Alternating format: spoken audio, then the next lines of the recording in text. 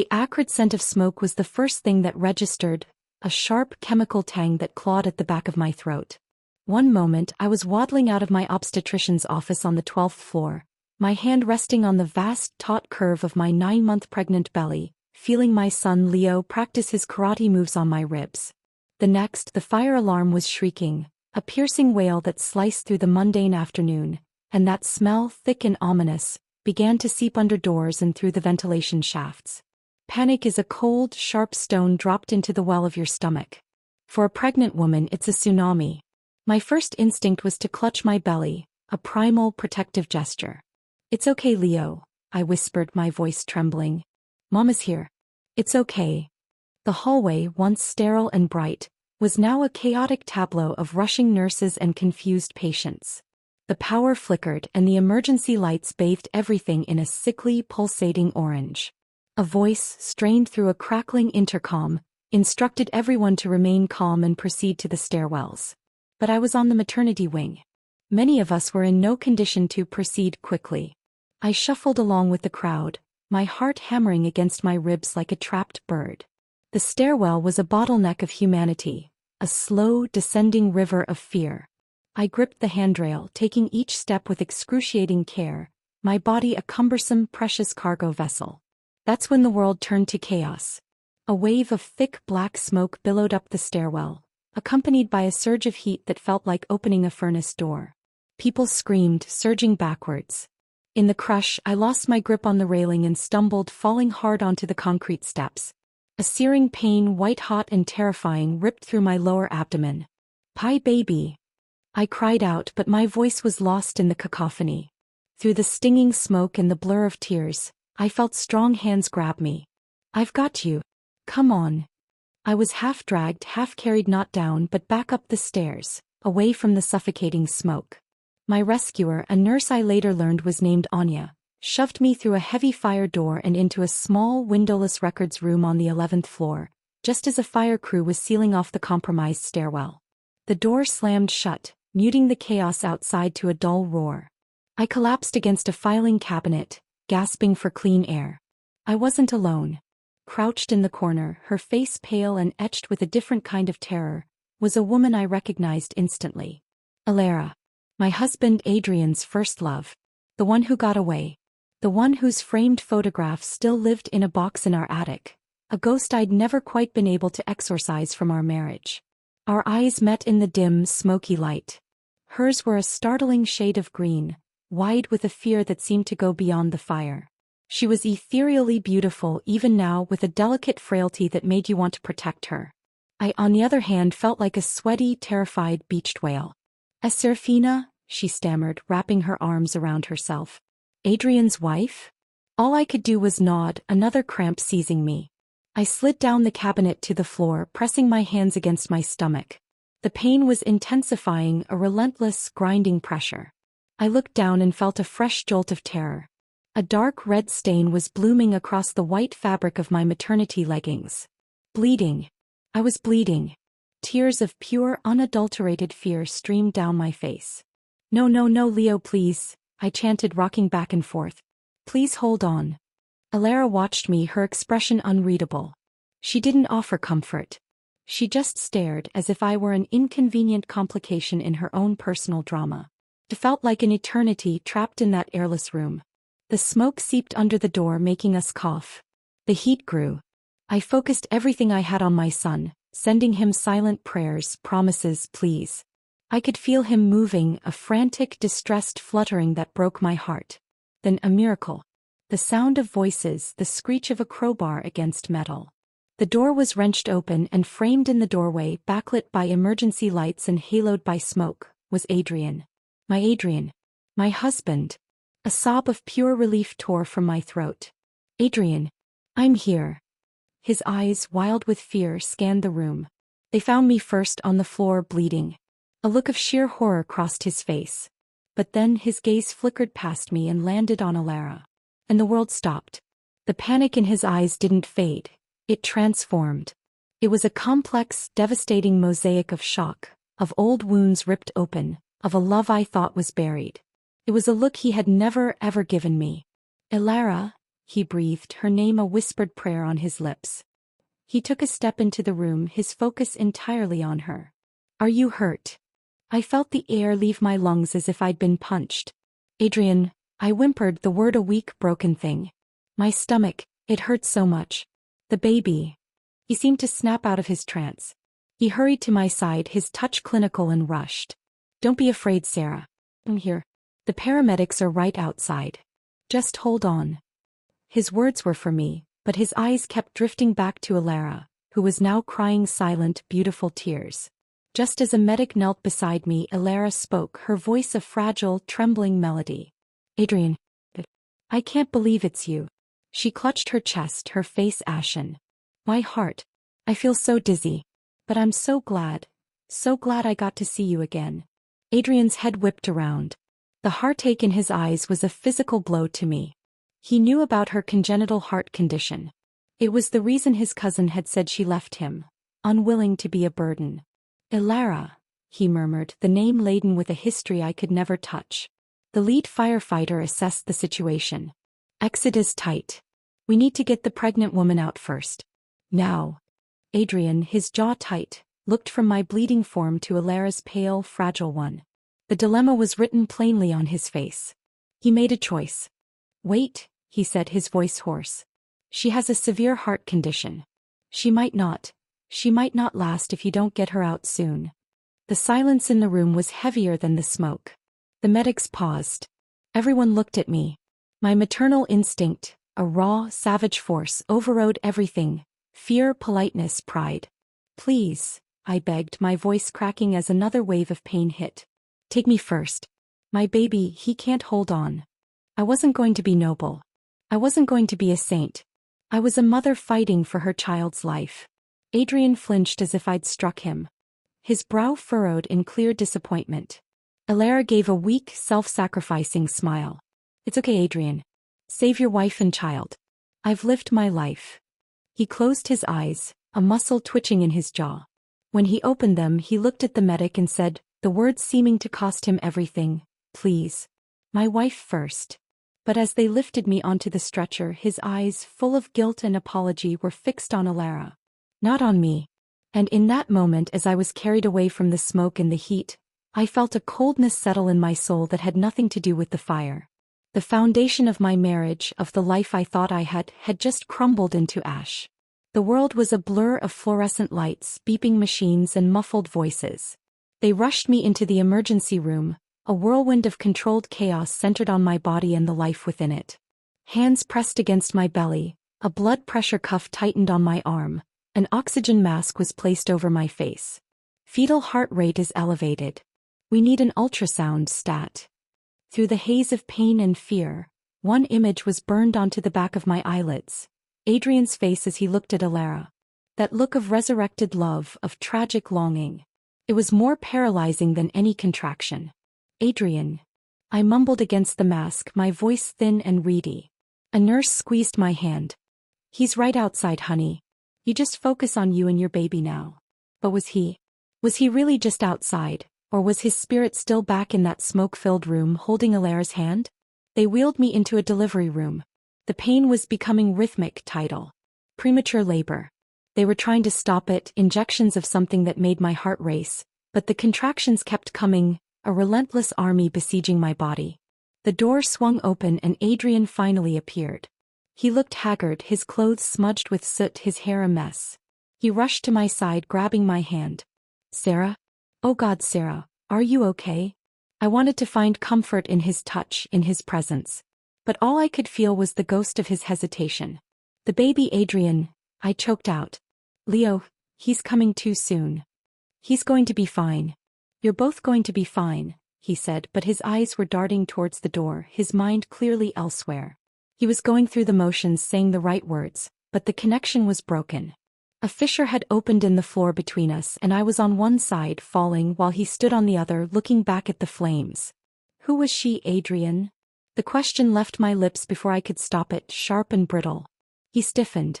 Sarah, not now. This isn't the time. When is the time?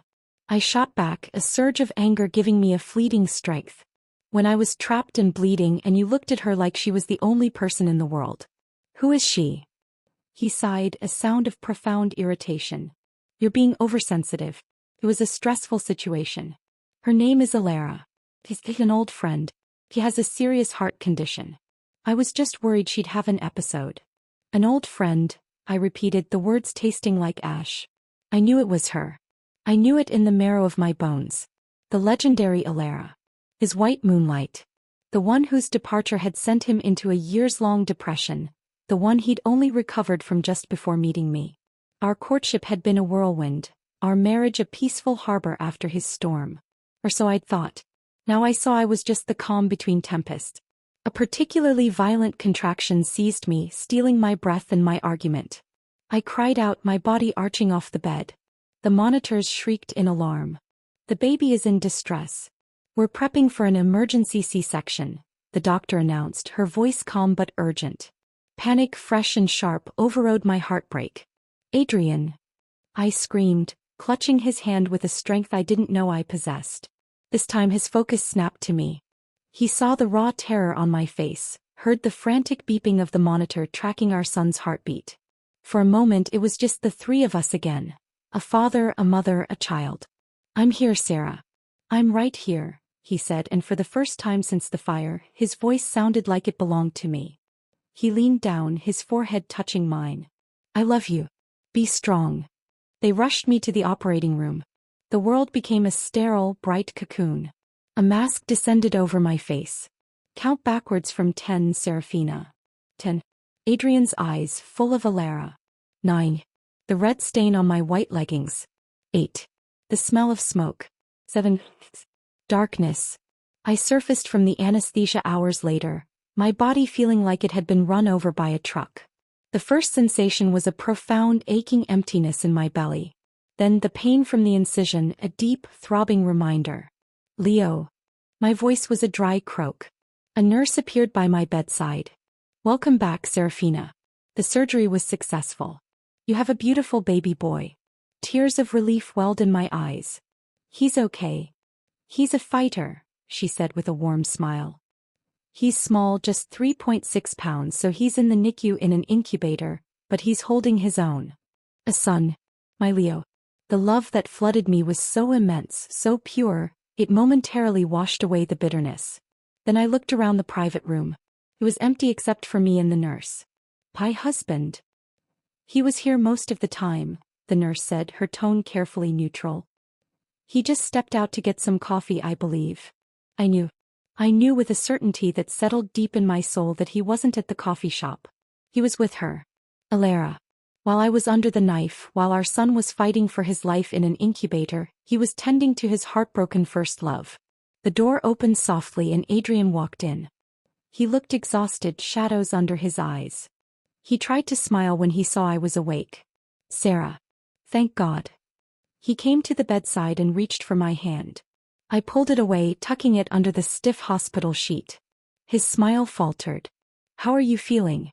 They told me Leo is doing well. He's so small, Sarah, but he's perfect. Where were you, Adrian? My voice was flat, devoid of the emotion churning inside me. I told you I went to get coffee. I've been here for hours. Don't lie to me, I whispered, turning my head to look out the window at the darkening sky. Is she here? In this hospital? He was silent for a long moment. The silence was his confession. Alara's situation was critical, he finally said, his voice low. She was alone and terrified. Her heart, they had to take her into surgery too. She almost didn't make it. I couldn't just abandon her, Sarah. What kind of man would I be? The anger then was a hot, cleansing fire. I turned my head and looked at him, really looked at him. The kind of man who abandons his wife and newborn son. You made your choice in that fire, Adrian. You confirmed it while I was in surgery. Your wife and your child were fine, so you could go tend to the woman who really matters. That is not fair, he snapped, his own temper fraying. You have no idea what she's been through. What we've been through. Oh, I think I have a pretty good idea, I said, my voice shaking with fury and hurt. And I have a new name for you too. Don't ever call me Sarah, again. My name is Serafina. The nickname, Sarah, had felt like a secret treasure between us. Now I knew it was probably just a syllable too close to Alara. a pale imitation of the name he truly wanted to call out in the night. He stared at me, a stranger looking back at a stranger. The embers of our marriage were cooling rapidly, and in their dim, dying light, I saw the hard, lonely path that lay ahead. But at its end I saw my son. And for him I would walk through fire. I already had. The next few days passed in a haze of pain medication, the relentless beeping of the NICU monitors, and a silence between Adrian and me that was thicker and more toxic than the hospital's smoke. My body was a battlefield, the C-section incision a tight, fiery line of agony that screamed in protest with every slight movement. But that physical pain was a mere candle next to the inferno of betrayal raging in my heart. I was determined to see my son. On the second day, ignoring the nurse's warnings, I forced myself to sit up, the world swimming in a nauseating tilt. I swung my legs over the side of the bed, each movement a fresh jolt of fire. Gritting my teeth, I stood, clutching the four-pole for dear life. "Mrs. Thorne, you really shouldn't," a young nurse exclaimed, rushing to my side. "My son," I gritted out, taking a shaky step. "I need to see my son."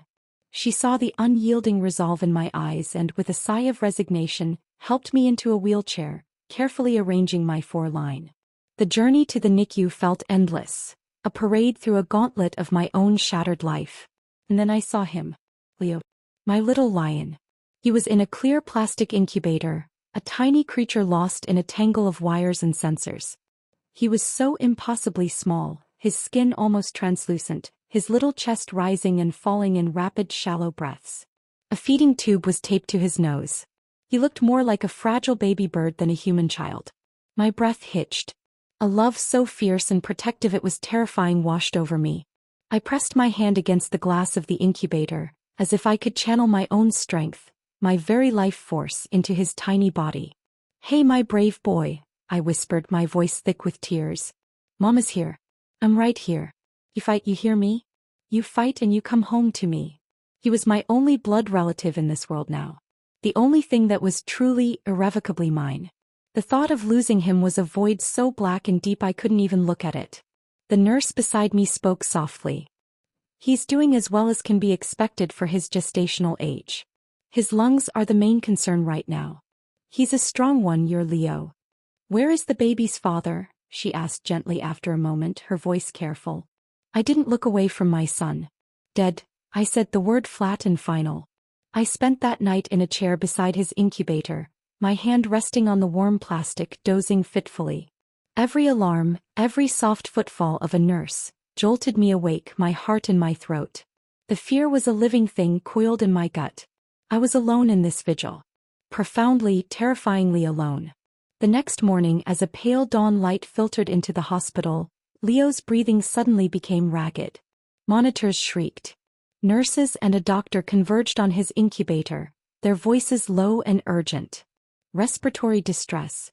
Get the surfactant ready." I was ushered out, my own breath coming in panicked gasps.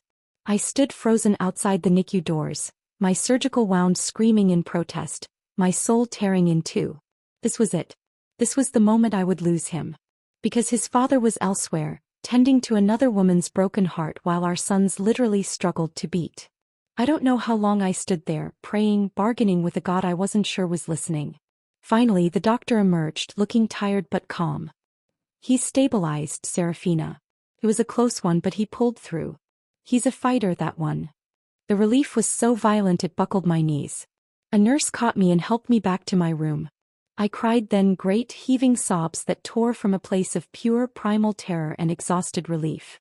Later that day, fortified by the news that Leo was stable, I ventured down to the cafeteria to force some food down my throat. I was a ghost in a hospital gown, my face pale, my eyes hollow. People stared. An older woman behind me in line clucked her tongue. "Girl, where's your family? You need proper soup, not this hospital food. Chicken broth is best for recovery." A younger woman, her own pregnant belly prominent, shot her mother an apologetic look. "Mom, hush." He turned to me. "I'm sorry, she doesn't mean any harm." I just shook my head, a faint, weary smile on my lips. I didn't have the energy for conversation. Looking at them, the bickering, loving mother and daughter, I thought of my own mom. If she were alive, she'd have been here in a heartbeat, her presence a fortress against the world. The ache of her absence was a fresh wound. On the way back, passing the nurse's station, I overheard a snippet of conversation that froze me in my tracks. The mom in 801 is so pitiful. No one around. That newborn is like a little kitten. Can't even drink from a bottle. I'm afraid he won't make it. Don't talk nonsense, an older nurse scolded. The younger one pouted. It's true though. They were talking about me. About Leo. I stood there, invisible in the hallway, the words etching themselves into my heart. They were just stating a medical probability, but it felt like a verdict. I shuffled back to my room, the weight of the world on my shoulders. At 2 p.m., Adrian finally appeared, holding a takeout bag from the expensive private kitchen we used to love. He looked like he'd slept in his clothes. I know you can eat solid food now. I drove all the way across town to get this. Had to queue for ages, he said, trying for a normalcy that was grotesque.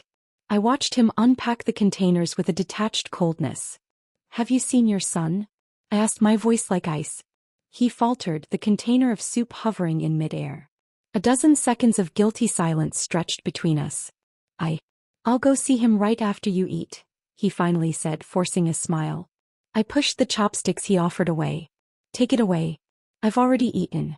Waiting for you to bring food, I'd probably have starved to death. I looked him dead in the eye. True. You probably wish I were dead. Then I could make room for your white Moonlight. But looking at her, does she have the life in her to be a wife to you? To be a mother? His face darkened. Serafina, when did you become so cruel? Cruel.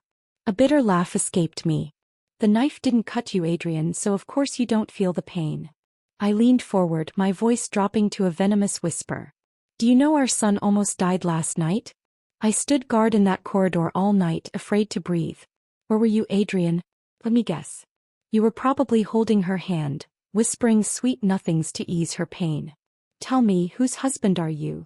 He physically recoiled, his body stiffening. His silence was all the confirmation I needed. Heh. The sound was devoid of all humor. Alara's situation was too critical yesterday, he finally croaked, unable to meet my eyes. She almost died on the operating table. I couldn't be in two places at once. I was wrong about this. I'm sorry. Get out, I said, my energy spent. Your presence is negligible. Just like your concern for your child. He left, the expensive food sitting on the table, growing cold and congealed, a perfect metaphor for our marriage. The days bled into one another, a monotonous cycle of pain, pumping breast milk for Leo that he was too weak to drink and shuffling to the NICU to will him to live. Adrian was a ghost flitting in and out. His visits were short, tense, and always punctuated by a phone call that would pull him away, his face etched with a worry that was never for me or for Leo. Then a beacon of light in the gloom. Uncle Leo, my stepfather, arrived. He looked like he'd driven through the night, his boots dusty, his kind face creased with concern. He wasn't a man of many words, but when he wrapped his arms around me, the dam broke. Our Sarah has suffered, he murmured into my hair. And I wept. I wept for the betrayal, for the fear, for my tiny son fighting for his life, for the crushing loneliness. I clung to him, this solid, reliable man who had loved my mother fiercely and, by extension, had always treated me as his own. With Uncle Leo there, I could finally breathe. He took over the vigil by the incubator, allowing me to rest without the paralyzing fear that Leo would be alone if something happened. Serafina, he asked gently one afternoon after not seeing Adrian for hours. Where is Adrian? I stared out the window at the dying autumn leaves. Probably dead, I answered, my voice devoid of emotion. Uncle Leo was my rock. My mother had raised me alone, and he had come into her life like a blessing, just a few years before she was diagnosed with late-stage stomach cancer. She had been so happy to see me married to Adrian before she passed. Now, the thought of her knowing how it had all turned out was a fresh source of pain. After she died, I couldn't bear to go back to the hometown filled with her memory.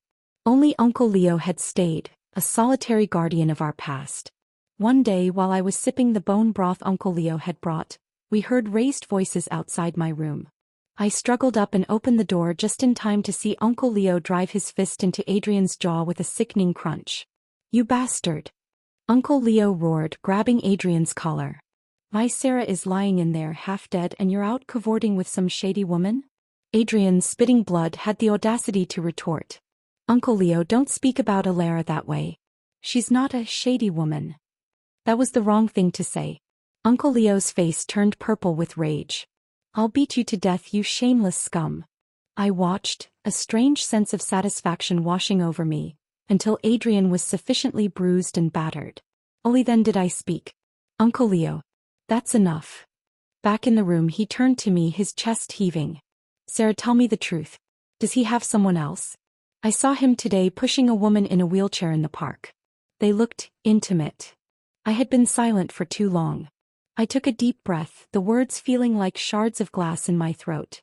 Uncle Leo, I said, my voice trembling but clear. I want to divorce Adrian. The words hung in the air, final and absolute. As soon as they fell, the door swung open. Adrian stood there, his face a mess of bruises and shock. I disagree. He rushed in, panicked, appealing to Uncle Leo. You can't let her do this.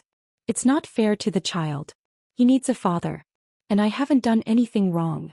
Serafina is just being overly sensitive. Uncle Leo just looked at him, his gaze so cold it could freeze hell. Adrian shrunk back. Then Uncle Leo turned to me, his expression softening. He placed a rough, calloused hand on my head.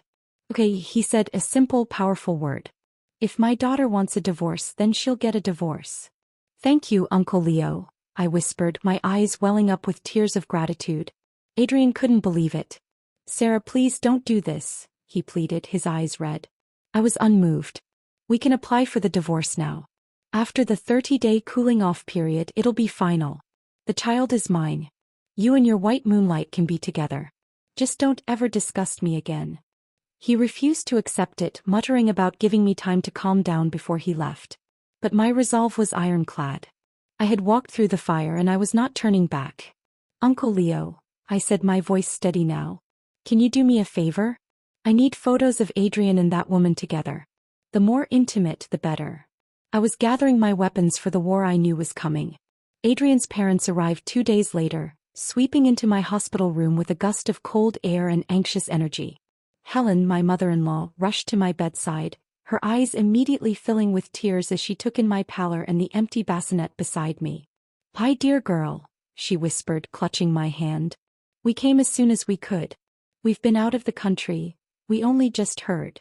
Her gaze then drifted to the lone suitcase in the corner, packed and ready. "What is this? What's happening?" Before I could answer, Adrian walked in. The sight of his bruised face made his father, Robert, stiffen. "Adrian, what in God's name is going on?" The whole sordid story tumbled out. I was too tired to sugarcoat it. I told them about the fire, about Alara, about Adrian's choice, about his absence during Leo's crisis, about the woman in the wheelchair in the park. I spoke in a flat, unemotional monotone, laying out the facts like evidence on a table. Helen's face went from shock to disbelief and finally to a profound, weary disappointment. She turned on her son. "Is this true? You neglected your wife and your newborn son for her? After all these years?" "Mother, it's not that simple," Adrian began, but Robert cut him off, his voice like thunder. "It seems perfectly simple to me. Your family needed you and you were elsewhere. I raised you better than this. They tried to appeal to me." "Serafina, child," Helen said, her voice pleading. "A divorce, it will be so hard on you and on the baby. Please give him another chance. We will make sure he straightens out." I looked at her, this woman who had always been kind to me, and I felt a pang of sorrow. But it didn't change anything. "Helen, Robert, I appreciate that. But this marriage is a dead end. He can't forget his past and I can't forget being abandoned. Holding on to it will only destroy me. Sometimes, burning the bridge is the only way to save yourself." They saw the finality in my eyes. As reasonable people, they didn't press further, but the heartbreak on their faces was a heavy weight. Helen, to her credit, became my staunchest ally in the days that followed. She took over my care with a ferocious tenderness, bringing me homemade meals, helping me to the NICU, her presence a quiet reprimand to her son. "Your father and I only have him," she confided in me one day, her eyes red-rimmed after visiting Leo. "We thought he was just indecisive. We didn't know he could be this muddled. That Alara.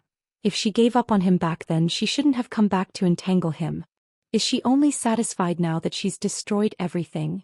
I didn't answer. Alara's entanglement was secondary. What truly disgusted me was Adrian's inability to let go. If his heart was a cluttered attic, he had no right to invite me to live in it. The day before my discharge, Alara herself appeared at my door. She looked even more fragile, a wisp of a woman leaning against the doorframe. "Serafina," she said, her voice a soft sigh. "Might I have a word?" Uncle Leo moved to block her, but I nodded. I wanted to hear what she had to say. She shuffled in. "I don't have many days left," she began, launching into a speech that sounded rehearsed. I acted out of unwillingness. I just wanted to see him one last time before I died. I stared at her, unmoved. "Miss Jen, we are not familiar. You don't need to say these things to me. Do you want me to pity you and hand Adrian back? Consider him returned. No need for a receipt." She gave a pained, bitter smile. "If possible, I wouldn't be saying this. But I can see how sad Adrian has been. He loves you very much. I never meant to destroy your relationship. All the mistakes are mine. I was too selfish." It was a masterclass in moral grandstanding. The self-sacrificing white Moonlight, taking all the blame to make herself seem nobler, and me, the unyielding wife, seem crueler. It was nauseating. "Sorry," I said, my voice cold. "I don't accept garbage that others have thrown away." Her composure cracked.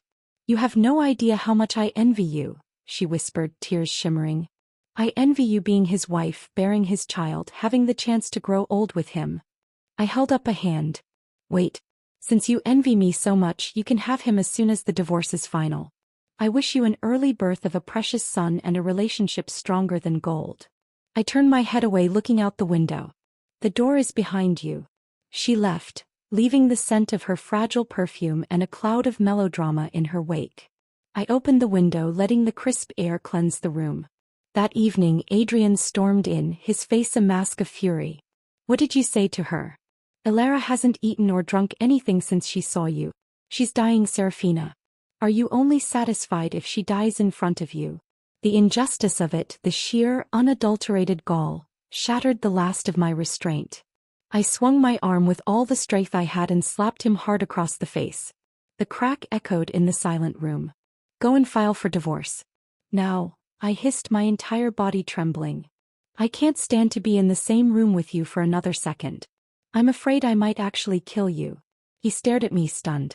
Then something ugly snapped in him. He grabbed my wrists, pinning me to the bed. "Serafina Thorne, what are you so proud of? You should know, if my Alara were healthy, you would never have mattered." The words hung in the air, vile and final.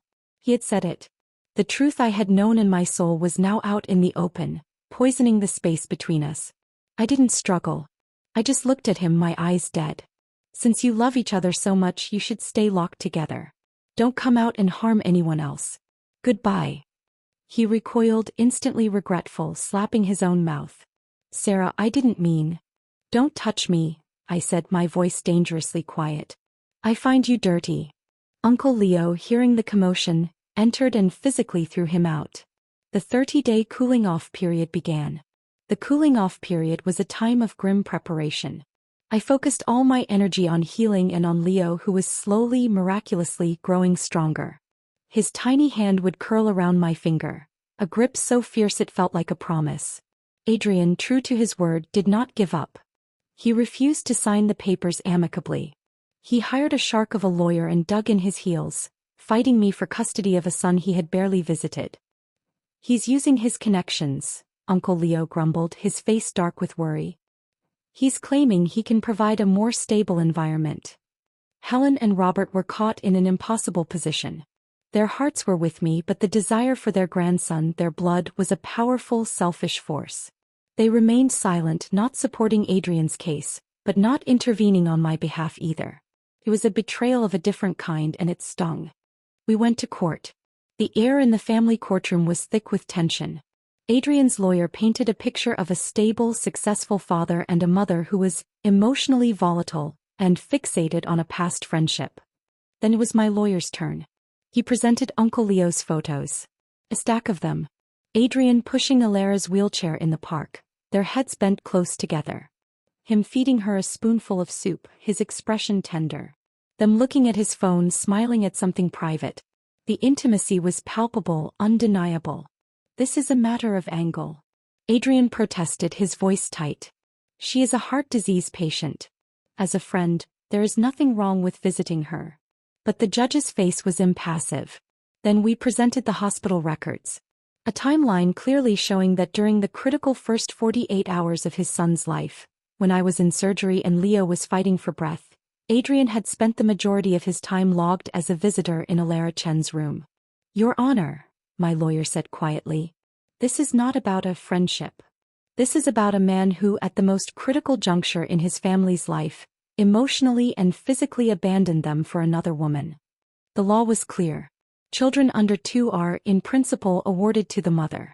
Especially when the father is demonstrably the at-fault party. Adrian lost. Completely. Full custody of Leo was awarded to me. Adrian was ordered to pay a significant amount in child support every month, and I was awarded half of our marital property, which was substantial. Walking out of the courthouse, I felt lighter than I had in months.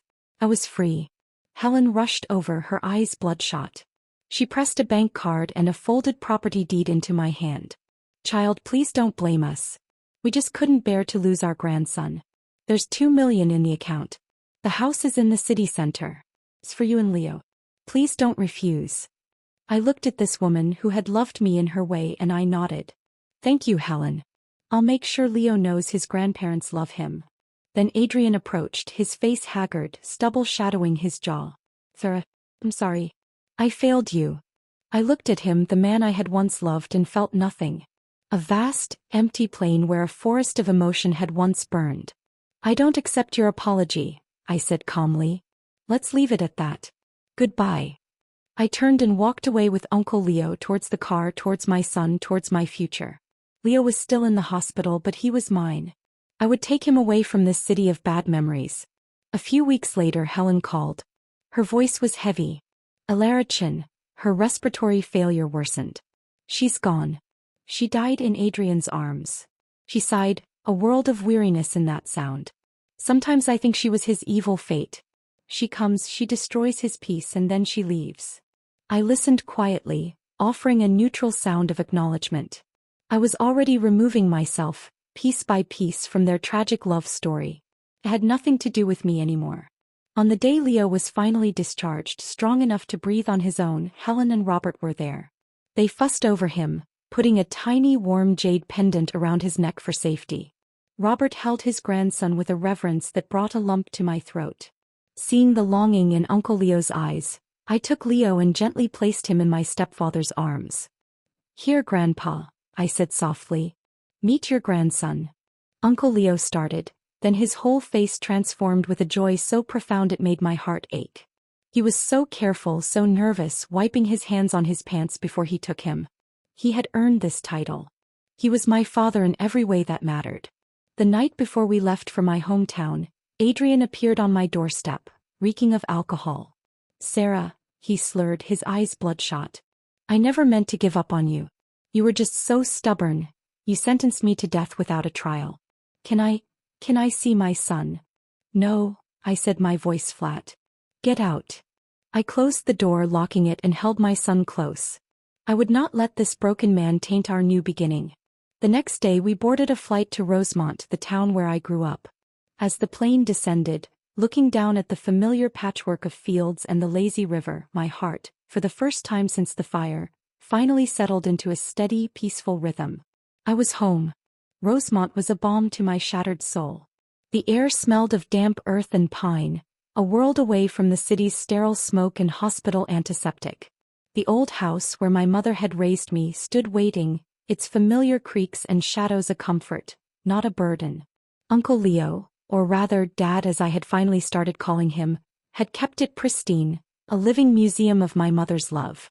The neighbors came, of course, with casseroles and thinly veiled curiosity. Serafina. And this must be the little one. Why, he's small. And where is his father? I met their prying eyes with a calm I didn't know I possessed. I missed my mom, I'd say, adjusting Leo in my arms.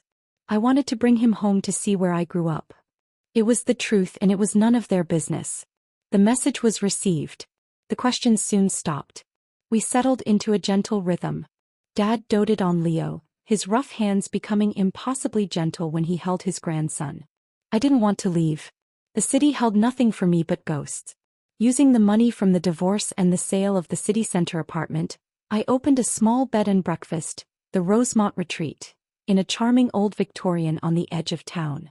The work was hard, endless cleaning, baking and managing bookings, but it was my work. It was a future I was building with my own hands. Time the great healer did its work. Leo, my tiny preemie, grew into a sturdy, bright-eyed boy with a shock of dark hair and a laugh that could light up the gloomiest day. He was soon 5 years old, a whirlwind of energy who followed Dad everywhere, calling him Papa Lynn. Helen and Robert visited every year, their arrivals marked by expensive toys and a desperate, hungry love for their grandson. They never pressured me, but the hope in their eyes was a constant, quiet presence. During one such visit, Helen found me deadheading roses in the garden. "Little Lynn," she began, using the old, affectionate name. "Do you really not plan to ever forgive Adrian? In these 5 years he's worked so hard. He's kept to himself. He only has you and Leo in his heart. He knows he was wrong." I didn't look up from the rose bush. "A prodigal son returning is worth gold, isn't that what they say?" I replied, my voice even. "Why not be brave once more?" Her face lit with fragile hope. "Exactly. And the child, a boy needs a father."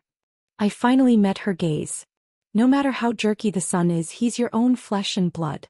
You can forgive him. But I can't." I looked over at Leo, who was trying to coax a frog into his little bucket, chattering happily to the family dog Cola. "He really doesn't deserve it." I saw no sign that my son needed a father.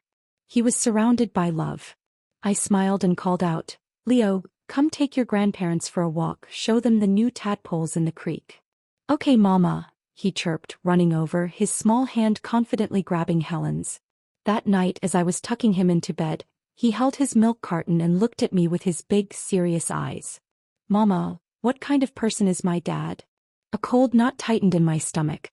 So their influence had seeped in after all. I knelt beside his bed, taking his small hand. "Well, baby," I said, choosing my words with care. "To be honest, he was a not very good person. A bit like the scumbag in the TV dramas Mama watches sometimes." He nodded, his little brow furrowed in thought. "Oh, I get it." He took a sip of milk. "Mama, am I a little scumbag?" The question was so absurd, so heartbreaking that I had to laugh. I pulled him into a fierce hug. "No, my love. You are a little angel." I kissed his chubby cheek, overwhelmed with a love so powerful it felt like pain. Who would have thought the tiny cub who had fought so hard for every breath would become this vibrant, curious boy? After his grandparents left, a strange feeling settled over me. A prickling on the back of my neck, the persistent sense of being watched. I'd turn quickly while hanging laundry in the garden, or glance out the B&B window, but I never saw anyone. This lasted a week until I found the source. A brand new, shockingly expensive Lego set in Leo's toy box. "Where did you get this, sweetie?" I asked, my voice carefully light. "The nice man by the fence gave it to me," he said, not looking up from his construction. "He said not to tell you. But you said not to keep secrets from you." A cold fury washed over me. The audacity. The sheer, slinking cowardice. I stormed into the house, dug out my old phone, and unblocked a number I had sworn to never contact again. It rang only once. "Serafina." Adrian's voice was ingratiating, full of a hope that made me sick. "Adrian," I bit out. "How can you be so disgusting? Now that your white moonlight is gone, you remember this mosquito blood exists? Do you have any shame?" "It's not like that," he pleaded, his voice cracking. "I just wanted to see if you and the boy were living well. I stay away just like you asked." "Not well enough. It's not needed." I took a sharp breath. "Adrian, I was wrong. I didn't expect things to become like this. I just thought she didn't have many days to live. I couldn't bear to refuse her. I didn't know you were having such a hard time. I'm so sorry, Sarah, I'm so—" I couldn't listen to his tears, his self-pitying repentance. "Don't you dare talk your nonsense to me. Stay away from my son. I'm afraid you'll lead him astray. He's smart and good. If anything happens to him because of you, I will never forgive you." I hung up and blocked him again, my hands trembling not with sadness but with rage. A few days later he called from a new number. "Serafina, I'm leaving town. I want to see the boy once. Just once. After this, I promise I won't pester you again." I'll restart my life. You're so smart. You know it's better to grant this, don't you? It was a manipulation but a clever one. A finality I craved. I agreed on my terms. The meeting place was the local airstrip where the small commuter planes landed. Seeing him after 5 years was a shock. He was a ghost of the man I'd married. His face was pale and waxy, his body thin. He looked like a walking corpse. When he saw Leo, he knelt, his movements stiff. Can I hug you?" he asked, his voice raspy. I gave a tight nod. Leo, ever perceptive, pouted but agreed. Only for a little while. He took a step forward, then wrinkled his nose. "You smell like old man Henderson in the village. The one who drinks. Not nice at all." Adrian flinched, an awkward, pained smile on his face. As he leaned in, I caught the strong, sour stench of alcohol on his breath. No wonder my son recoiled. "We've met. I won't see you off," I said, my voice cold as stone. I took Leo's hand. "I wish you a bright future and a smooth journey." I turned and walked away, my son's small, warm hand securely in mine. I didn't look back. Adrian Thorne was now a stranger. A chapter finally, irrevocably closed. The news came 6 months later in a tearful late-night call from Helen. Adrian was dying. Uremia brought on by years of heavy drinking. By the time the doctors found it, it was too late. He was on palliative care, waiting for an end that was coming swiftly. "Little Lynn, his condition worsens every day," she sobbed. "I'm begging you as a mother, please come. Let him see Leo one last time. Let him have some peace." I hung up the phone, my hand shaking. I found Dad in the kitchen canning pickles. "Dad," I said, my voice small. "It's Adrian. He's dying. Helen wants us to go. Should I?" He wiped his hands on a towel and looked at me, his gaze steady and kind. "Go for the sake of the elders," he said softly. "And for the child. Let there be a full stop to that part of his story. So there are no loose ends in the future." I went alone. Dad had done enough. At the airport, Helen and Robert looked a decade older, their faces etched with a grief that was both fresh and weary. They clung to Leo, weeping. "He's been waiting for you," Helen whispered. In the hospital room, the smell of antiseptic couldn't mask the scent of decay. Adrian lay in the bed, a skeletal version of himself, his skin tinged yellow. His eyes, when they opened, held a desperate, feverish light. "You came," he rasped. I looked away, my heart a block of ice. "Let's be clear, Adrian. I'm here for your parents. I brought Leo to give your story with him an ending. After this, you will have nothing to do with him." His face crumpled, the hope in his eyes snuffed out. "Serafina, is there really no place for me in your heart? Not even a little?" I said nothing. The silence was my answer. The light in his eyes slowly died, replaced by a hollow acceptance. Adrian Thorne passed away at 3:35 p.m. that afternoon. The room filled with the raw, guttural sounds of Helen's grief. Robert wept silently by the window. It was a tragic, messy end. As we walked out of the hospital into the late afternoon sun, Leo looked up at me. "Mama, who was he?" I looked at the sky, streaked with brilliant red and orange, a beautiful, clean end to an ugly day. "To be honest, baby," I said, taking his hand, "he was a person who did wrong things. A person who never learned from his mistakes." I squeezed his little fingers. "I hope you grow up to be kind, brave, and free. To love fully and to walk away clean when you must. Don't ever be trapped like he was." My son didn't fully understand, but he nodded, his small face serious. "Okay, Mama. Let's go," I said. "Let's go home." Under the vast, painted sky, a mother and her son walked away, hand in hand, their shadows stretching long behind them, pointing toward a future they would build together, free from the ghosts of the past. The end.